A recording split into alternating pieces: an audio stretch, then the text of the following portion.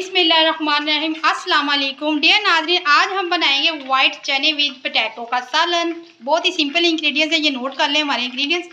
तो नाज़रीन, वीडियो की जानिब बढ़ने से पहले आप मेरे चैनल को सब्सक्राइब कर लें और बेल आइकन को भी दबा लें ताकि मेरी आने वाली तमाम वीडियो आपको आसानी से मिल सकें।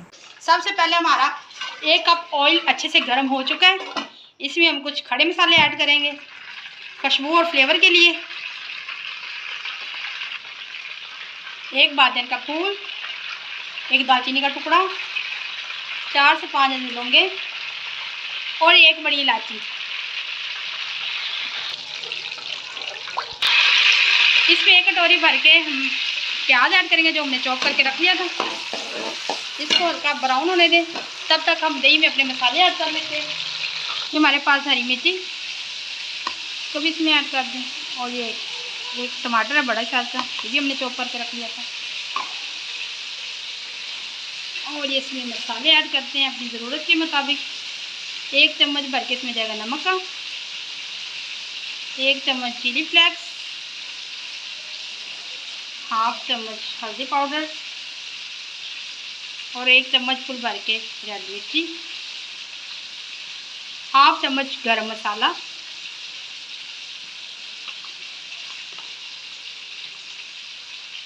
1/2 चम्मच के काली मिर्च टेस्ट के लिए, और ये खुश्क धनिया पाउडर। ठीक, अब इनको करेंगे अच्छे से मिक्स कर लें दही में मसाले को, ताकि हमें कुक करते हुए ज़्यादा टाइमिंग ना लगे।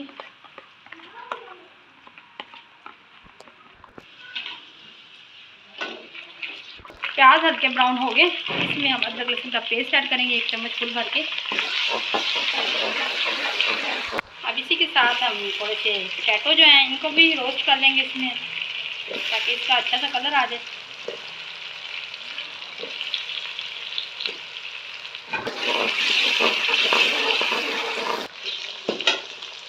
आलू हमारे अच्छे से रोस्ट हो गए। अब इसमें जब पेस्ट बना कर रखा था दही के साथ मसाले सारे ऐड कर देते हैं।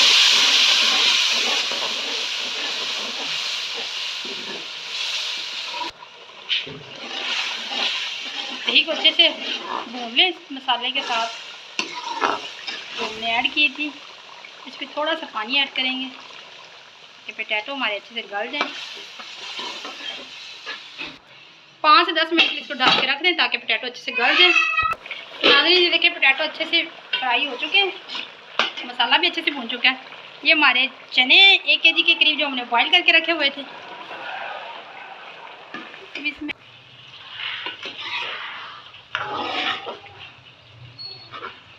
2 से 3 मिनट के लिए अच्छे से भून लें ऑयल में।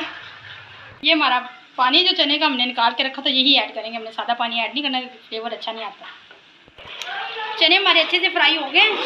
अब इससे शोरबा थोड़ा सा बनाने के लिए हम इसमें पानी ऐड करेंगे जो हमने बचा के रखा हुआ था। ये पानी है, जो ज़्यादा शोरबा नहीं बनाना, हमने थिक बनाने हैं।